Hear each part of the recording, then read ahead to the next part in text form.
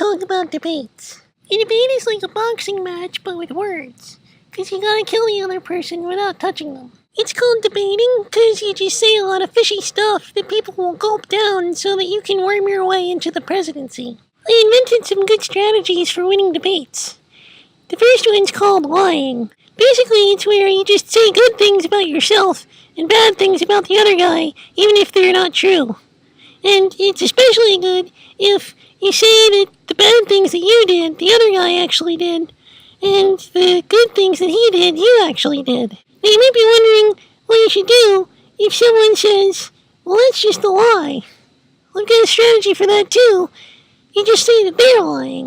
Now if you're sitting there saying, Freddy, you didn't build that. People have been lying for dozens of years. Well, I say, I did build that, and you better stop lying. Another good strategy is to just keep talking no matter what, and try to say as many different things as possible. Because the more stuff you say, the more likely that someone out there believes it, and that's another vote. But you don't have to worry because all the extra time that you use up will trickle down to the other guy eventually, so it's fair. Another good strategy is called flip-flopping, and that's where you start out saying stuff against the other guy, but then you change and say stuff that's the same as him.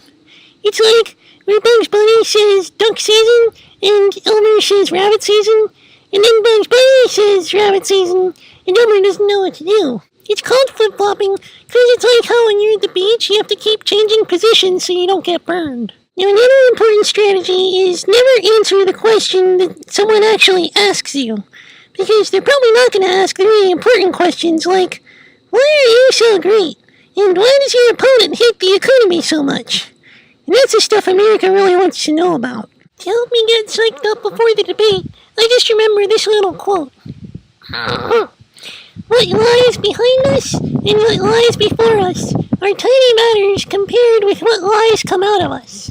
It's also good to throw in a lot of numbers and stories about people, because numbers and stories are like Sesame Street, and everyone likes that. You gotta remember that the true is different from the good, and they're both different from being president.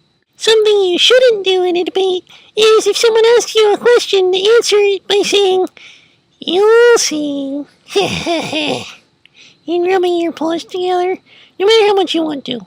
And whenever you do, don't pause to think about anything. Just keep saying whatever comes into your head. Because if you stop, people will think that it's more important to you whether what you say is true than whether you look good.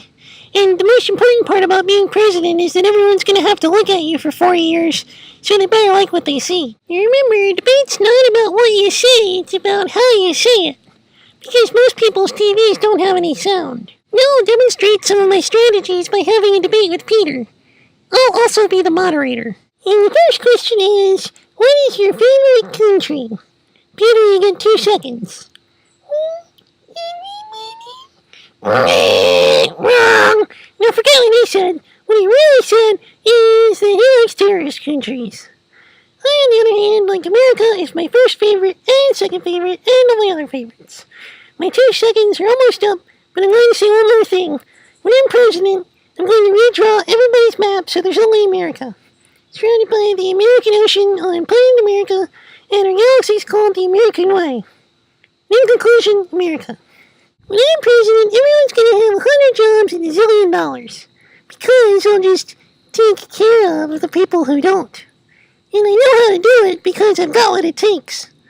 If you want to see my plan, well, see me about that after the election. Kind of like the time yesterday when you didn't watch Big Bird. Despicable! Let's all take a minute to shame my opponent for this treachery and how what I did is all his fault.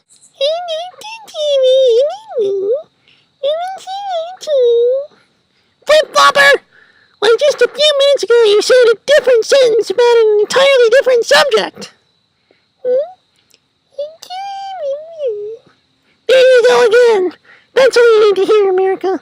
Who are you going to vote for? Someone who doesn't even care about the American flag? Or me? Since, if you round it down, I'm actually the only person running. Oh, beautiful, for spacious skies. That's pretty much everything for now.